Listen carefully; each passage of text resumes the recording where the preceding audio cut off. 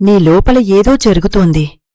నువ్వే అర్థం చేసుకోలేని మార్పులు, ఆ అలవాట్లు, ఆ ఆలోచనలు, ఆ భావోద్వేగాలు నీకు బలహీనతలా అనిపిస్తున్నాయా? ఒక్కసారి ఆలోచించు. అవే దేవుడు నీలో పెట్టిన శక్తులైతే? ఈ సందేశం నీ గురించి నీ దృష్టిని పూర్తిగా మార్చేస్తుంది. చివరి వరకు విను. నీకు ఎప్పుడూ ఈ ప్రపంచంలో సరిపోని భావన కలిగిందా? లోపల ఎప్పుడూ ఏదో వేరే భావన ఉందని అనిపించిందా? నువ్వు దాచుకున్న స్పందనలు, నువ్వు ఎవరికీ చెప్పని ఆలోచనలు, ప్రపంచం ఇవన్నీ చూసి అంటుంది, నువ్వు చాలా ఎక్కువ, చాలా సెన్సిటివ్, అస్థిరంగా ఉన్నావు. కాని పరలోకమిలా చూడదు. పరలోకం గందరగోళాన్ని కాదు, నిర్మాణాన్ని చూస్తుంది. 1. ఒంటరితనం వైపులాగే అలవాటు. నిన్ను జనాల నుండి దూరంగా లాగుతున్న ఒక శక్తి ఉందా? కొన్నిసార్లు ఒంటరిగా ఉండాలని బలంగా అనిపిస్తుందా? ఇది బలహీనత కాదు, ఇది దైవ పిలుపు. దేవుడు నిన్ను వేరుచేస్తున్నప్పుడు శిక్షించటం లేదు, తయారు చేస్తున్నాడు.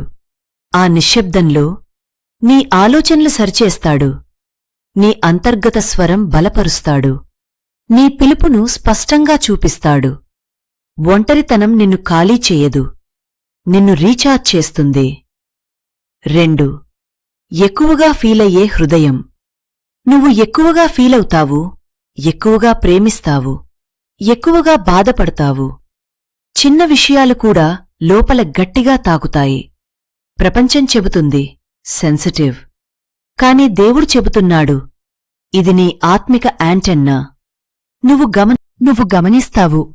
ఇతరుల నిజమైన ఉద్దేశాలు కనిపించని ప్రమాదాలు, మాటల్లో చెప్పని బాధలు. నువ్వు ఫీలవుతున్న వాటిలో చాలా నీవి కావు. నువ్వు వాతావరణాన్ని గ్రహిస్తున్నావు. 3. తిరిగి ఇవ్వని వారికి సహాయం చేయాలనే తపన. నువ్వు ఎందుకు సహాయం చేస్తావో తెలుసా? వాళ్ళు అర్హులు కాబట్టి కాదు, నీ హృదయం అలా తయారైంది కాబట్టి. నువ్వు తిరిగి ఇవ్వని వాళ్లకి ప్రేమ ఇస్తావు, నిన్ను వదిలేసిన వారికి నిలబడతావు. ఇది అమాయకత్వం కాదు, ఇది నీ అసైన్మెంట్. దేవుడు నిన్ను గోడగా కాదు, వంతెనగా సృష్టించాడు. 4. నిజం కోసం ఆగని తపన. నువ్వు అబద్ధాలు తట్టుకోలేవు. సగం నిజాలు కూడా నిన్ను అసహనానికి గురిచేస్తాయి. ఎందుకంటే నువ్వు నిజం కోసం సృష్టించబడ్డావు. నువ్వు చూస్తావు, బయట కనిపించేది కాదు, లోపల దాగి ఉన్నది. ఇది తిరుగుబాటు కాదు, దివ్య వివేచన. 5. నీమీదే ఎక్కువ ఒత్తిడి.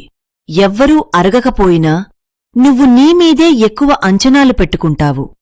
ఎందుకంటే లోపల ఏదో చెబుతోంది, నువ్వు ఇంకా ఎక్కువ చెయ్యాలి. ఇది పరిపూర్ణత కోరిక కాదు, ఇది బాధ్యత.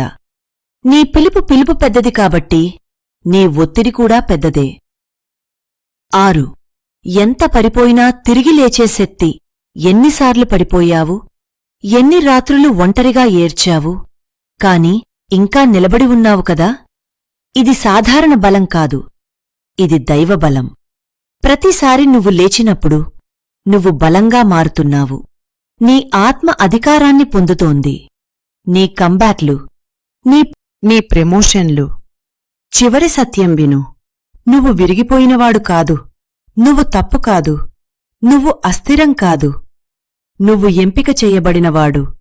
నీ లోపల ఉన్న ప్రతి అలవాటు, ప్రతి భావోద్వేగం, ప్రతి పోరాటం అన్నీ ఒక కారణంతో ఉన్నాయి. దేవుడు నిన్ను సిద్ధం చేస్తున్నాడు. యాక్టివేషన్ కాల్ ఈ రోజు నుండి. నువ్వు ఎవరోకి క్షమాపణ చెప్పడం ఆపు, నీ పిలుపులోకి అడుగుపెట్టు. ఈ మాటలు నీలో స్పందన కలిగిస్తే కామెంట్లో ఇలా టైప్ చెయ్యి, నేను నా ఉద్దేశ్యంతో లేస్తున్నాను. ఎందుకంటే ప్రపంచం ఇంకా నీ పూర్తి రూపాన్ని చూడలేదు, కాని త్వరలో చూస్తుంది.